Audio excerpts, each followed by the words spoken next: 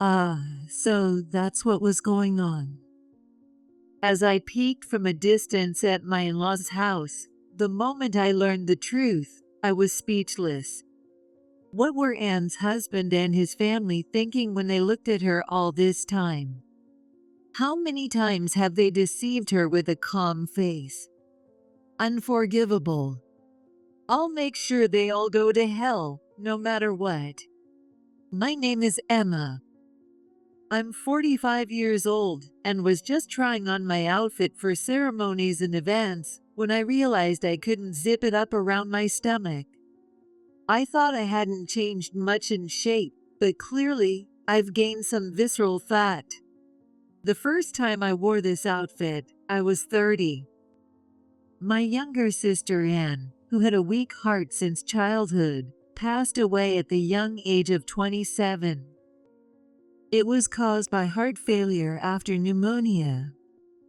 Ironically, I was the only one who had a conversation with Anne on that fateful day I visited her hospital room.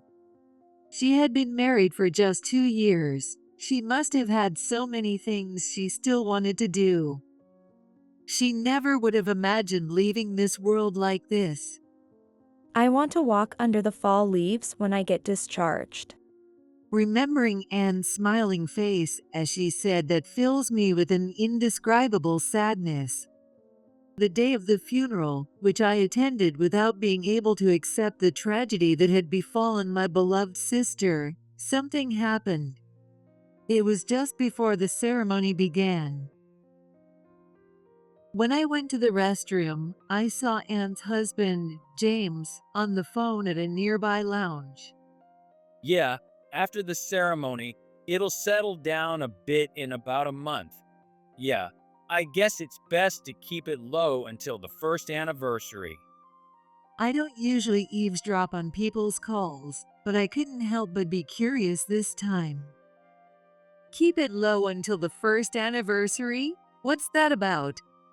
It must be about Dan. From the casual way James spoke, it didn't sound like he was talking to a coworker. All his family were at the ceremony. Who was he talking to? Sorry to keep you waiting. Yeah, I understand. Yeah. No, the kid's fine. No one's caught on.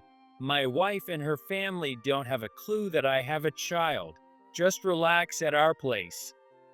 What? I was taken aback. Did he just say he has a child? By the way, Anne and James didn't have children. They chose not to because they weren't sure Anne's body could handle childbirth. They were each other's first spouses, and we had never heard anything about James having a child.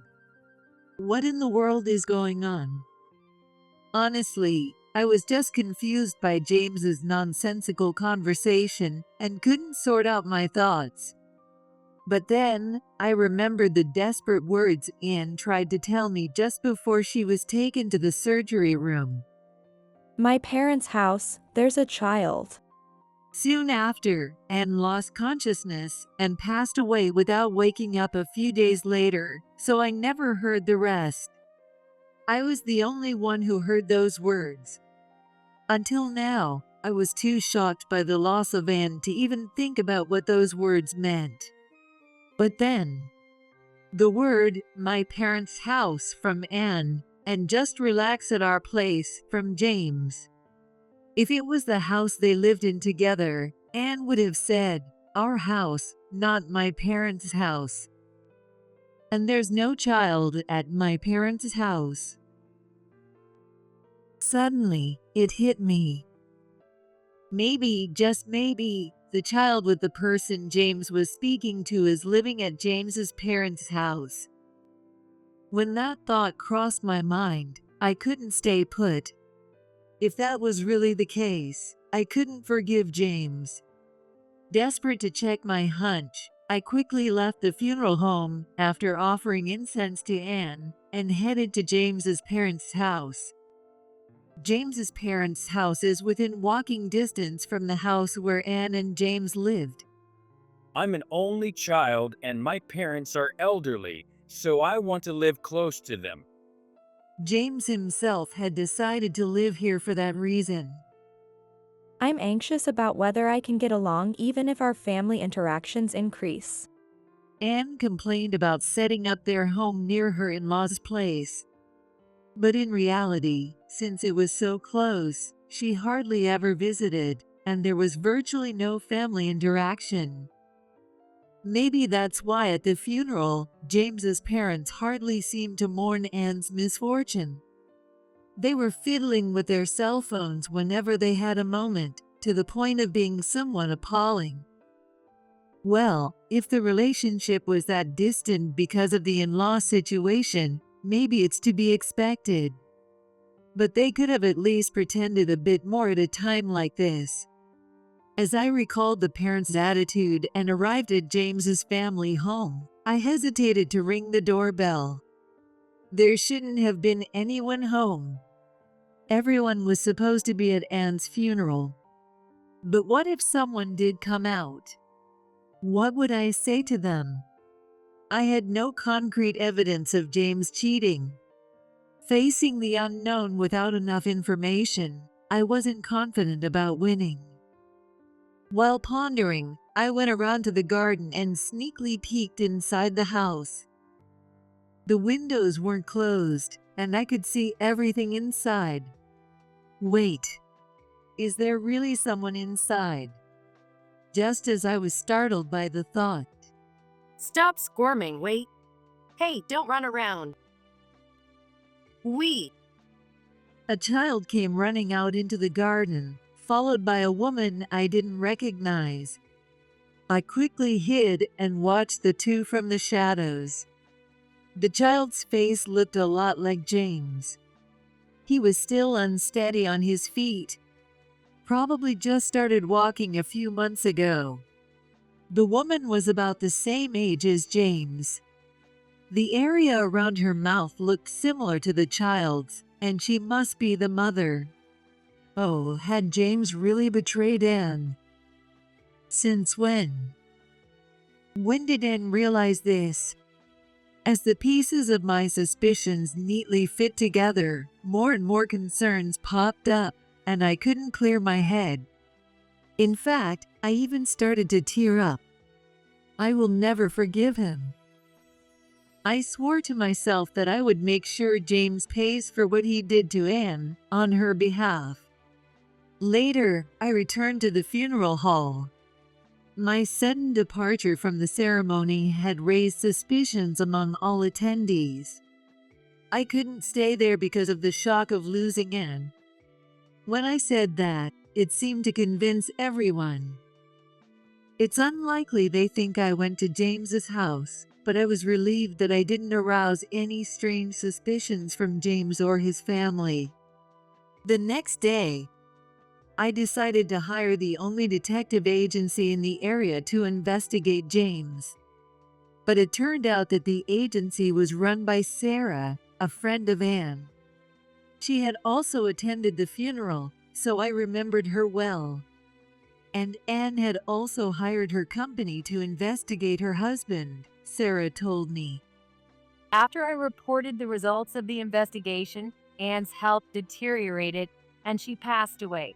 I really shouldn't be breaking confidentiality, but Anne really looked up to you as her sister, so I'm sure she'd forgive me for telling you. With that, Sarah informed me of the circumstances under which Anne had hired the detective agency and the results of the investigation. Once, despite being engaged, Anne and James almost broke up. The reason was James's so-called cold feet. With just half a year left until the wedding, after the marriage registration was complete, he brought it up. I'm not confident I can protect Anne with her weak heart. I want to keep some distance. After much deliberation, Anne agreed to James's request and chose to put some distance between them. I really want to marry Anne after all. About 2 months later, James came back apologizing, and they were able to smoothly proceed and have their wedding. Despite being newlyweds, James worked tirelessly on weekends, aspiring to one day buy a house for Anne, who he had troubled so much. This meant they spent considerably less time together, yet Anne talked about it as if it was a sweet gesture. "It's all good now. I thought it was sweet, but..." In reality, right after their engagement, James had started an affair with a childhood friend, Lisa. He and Lisa had dated before, but broke up over minor disagreements. After meeting and getting engaged to Anne, James still harbored feelings for his old flame. Then, Lisa reached out to him, and sparks reignited. Moreover, his cold feet excuse was a lie. Around that time, Lisa got pregnant, and James, who was pondering whether to divorce Anne and marry her, had even leaked this dilemma to his friends. Lisa insisted, "I won't demand marriage if you stay with me, but I'm having this baby." He didn't want to leave her, yet he also didn't want to tell his legitimate wife, Anne, about the child outside their marriage.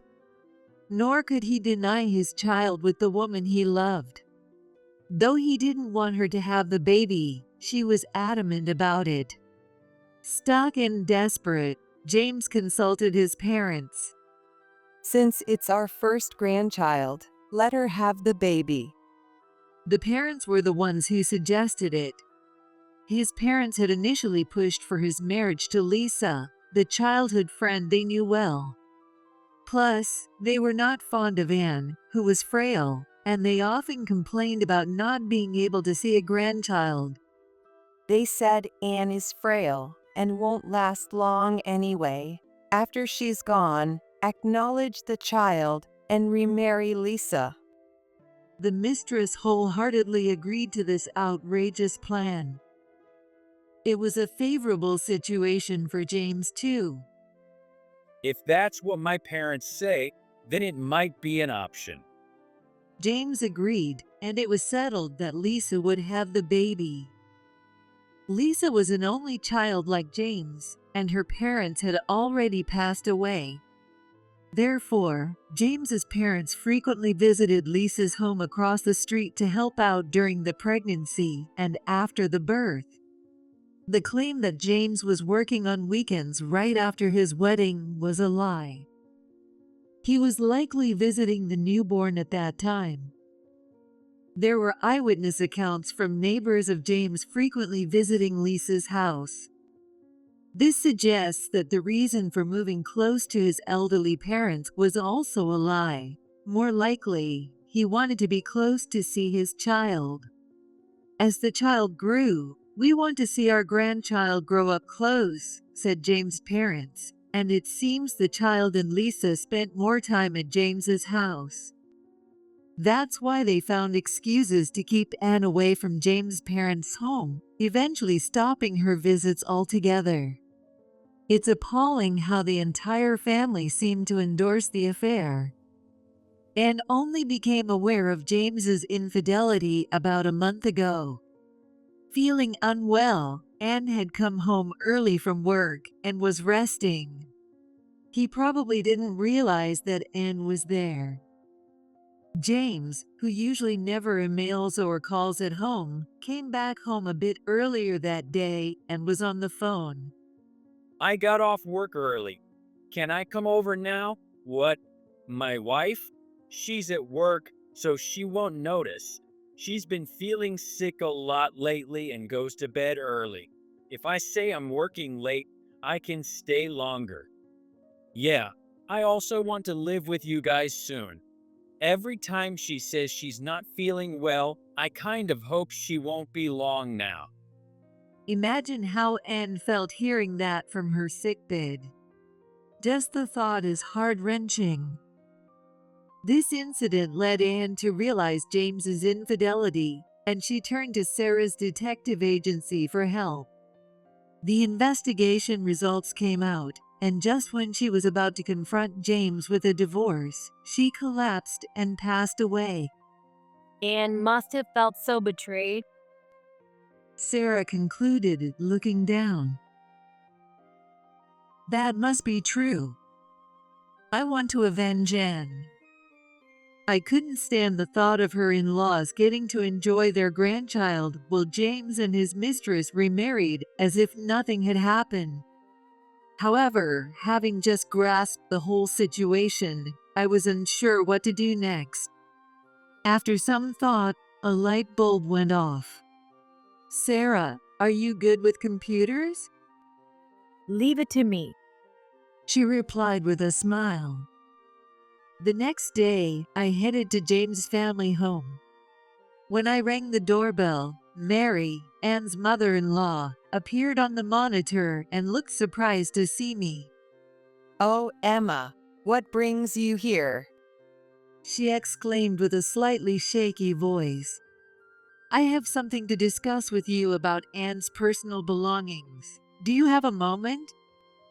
Mary fell silent and then the intercom turned off. Maybe they won't let me in. Feeling a bit anxious, I waited a while longer. Emma, I'm sorry. The place was a mess, so I was just tidying up. Please come in. James appeared. Oh, James, you're here. Perfect. I said with a smile, which made his expression stiffen. He thinks I don't know about the affair, but his face betrays his guilt. In fact, I had just seen the mistress and child through the window. What he had cleaned up must have been those two. Wonder which room they're hiding in now. As James's parents, and he awkwardly eyed me while ushering me into the room. I took a sip of the tea they offered, and as if reading the room, James asked, What about Anne's belongings? Oh yes, it's this, I said, placing a photo on the table. Upon seeing the photo, James and his parents froze. James, who is this? Oh, no, I don't know her. The photo showed James and a woman embracing in bed. This was sent to our house the other day. It seems, James, you've been having an affair. Both parents glared at James, who frantically shook his head. Wait, I don't remember this photo. James exclaimed. As he protested, I produced more photos. Each showed James kissing the woman or on a date at a nearby amusement park. People who cheat don't say, I remember it, do they? I muttered, looking down. You're such a child. Mary raised her voice. It's not true, Mom. I don't know anything about this. Lies. Then what about these photos? And you have a child with Lisa? A child? I quickly reacted to Mary's words. Anne's father-in-law opened his mouth, looking guilty. Is this child the one you're talking about? So, Lisa is this woman? I then showed a photo of James holding a child. Why? The whole in-law family was at a loss for words. No, that's not true. James kept shouting. This worthless son. Mary slapped James on the cheek. Did you have other children too? Listen to me, Mom, Dad. But Mary and her husband, Anne's father-in-law, wouldn't listen to James and repeatedly berated him for betraying their beloved grandchild. What's wrong with you, bringing such nonsense here? It was sent to the house. I don't understand it either. I came here wanting an explanation. James, you do have a child, right? I glared at James, and he was at a loss for words. Well, honestly, James is right in a way.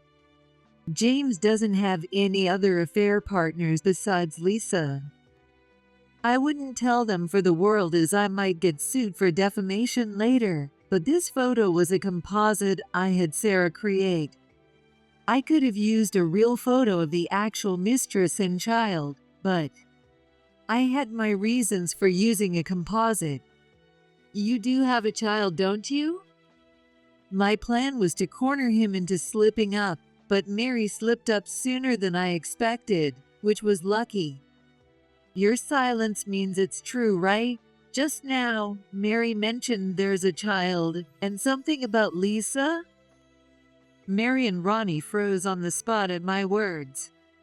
The content sent with these photos said that these kids are being taken care of at this house. That's not true. Mary quickly denied my words. Is that true? There's no way that's true. Then, please show me every room. What? Without waiting for their permission, I stood up and headed to the next room. Wait, don't just snoop around someone's house. James raised his voice. If there's nothing to hide, just show me. I don't mind if it's a bit messy. It's not about that. Then, what is the problem? That is. Without waiting for James's response, I broke free from Mary and Anne's father-in-law's attempts to stop me and peered into the next room. Not here. So I went upstairs. I was quite hindered and scraped my knees, but this is nothing compared to the pain Anne suffered. I'm willing to endure a few scratches. As I shoved past the in-laws and kicked James aside, the moment I opened the door to the upstairs room, there they were. In the room, Lisa and a child were sitting on the bed. Oh my, a different woman and child from the photo. What's this about? This is. James turned pale at my words. Photo? Lisa looked at me puzzled. Yes, it seems James was having an affair while my sister was still around. Look, this photo. When I showed Lisa the composite photo, her face quickly twisted in anger, and she crushed the photo in her hand. What is this? You had another woman. No, Lisa, it's not like that. Listen. Lisa was furious, and James turned pale. So, there's another woman, so you are one of James's women too. I chimed in, grateful for the admission. Mary and Anne's father-in-law were at a loss for words in this turbulent scene, holding their heads. Why? You said I was the main one, so it was okay not to get married. I just wanted to have your child and stay by your side, but there were others. It's not like that, Lisa. This is probably some misunderstanding. A look-alike or a composite. Probably. Why can't you say it's definitely not true? I can't trust you anymore. Lisa's distrust peaked when James, flustered, failed to outright deny it after the momentary shock of composite. A man this indecisive isn't worth your trust. Anne's life was also ruined by this man. My stern advice tightened Lisa's face. In truth, Anne's life was ruined by Lisa too. But she must be aware of that given her expression, so there's no need to say it. Right now, I need to act like I'm on Lisa's side to get her to listen to me. Neither the in-law family nor Lisa will find happiness, which aligns with my goal. Right. Lisa muttered. Wait, Lisa. I'm serious about you. James desperately tried to convince Lisa, but I interrupted. You were not serious about Anne, but in front of Lisa, you're all about serious, and even vowed to marry her, right? You really aren't worth believing. Lisa's face clouded over at my words. The fact of the composite photo, and doubts about whether his words to her were sincere, began to set in. Good. If you were serious, you wouldn't be juggling two people from the start. Whatever the reason, you'd stick to one, right? As I emphatically repeated the words, Lisa's face grew increasingly somber. James was as pale as could be. Lisa could feel herself drifting away from him. Let's break up, James. I don't want to be just a convenient woman for you. After seeing that photo, I just can't believe it. I could handle being the second, but I definitely don't want to be the third woman. Please, listen to me. Moved by Lisa's tears, James impulsively grabbed her hand and yelled. However, Lisa shook off his hand. I don't need recognition, just stay out of my life. Saying this, she took her child and left the house. As his parents lost the child and the prospective daughter-in-law, they got depressed. I mentally celebrated with a fist pump. Later, I made James write a notice of termination of family relations, cutting off all ties with our family.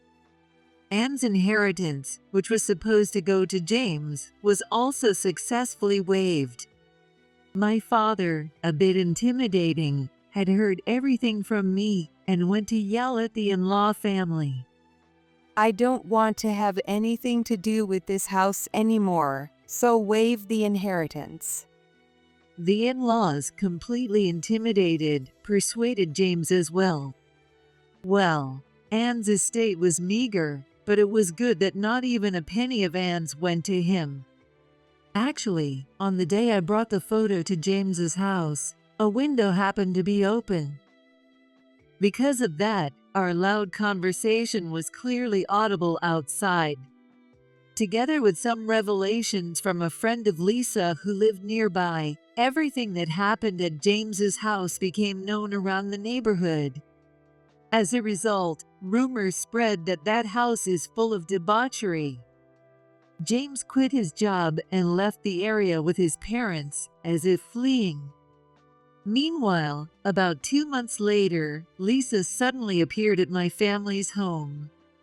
She came to thank me for opening her eyes and to apologize for the disrespect she had shown to Anne, bringing $50,000 with her. I should appreciate Lisa's feelings, but the pain Anne suffered couldn't be resolved with money. It doesn't seem right for us to forgive someone for something unforgivable just because they gave us money. I appreciate the sentiment, but I don't want money from someone who has done such dirty deeds. We didn't accept any of it. Instead, we had the money donated to a nearby children's home where Anne used to work. What? You think that kind of woman would actually make the donation? Don't worry, I went with her to make sure she really did donate it. Anne would surely be happy with this use of the funds. I hope that the children, who have a future ahead of them, will be happy, also for Anne's sake. Embarrassingly enough, I struggled with sister loss for a while and even suffered mentally. There was a time when it got so bad that I quit my job. But I've gradually recovered, and now I'm working in administration at Sarah's detective agency. Actually, since that incident, Sarah and I have become very close. We both lost someone important in such a horrible way, and I think that created a bond between us. And despite not having a good image of marriage because of what happened to Anne, I married my boyfriend of 4 years last year. The COVID-19 pandemic and the experience of losing Anne made me realize you never know when you might not be able to be with your loved ones, which pushed me to make the decision to marry. I want to live without regrets, making sure I spend as much time as possible with my loved ones. Watch over me, Anne. I'll live a long life, not just for myself but for you too, and when I get there, let me tell you all the fun things and what you didn't know about here. I'm going to keep living life to the fullest. Yeah.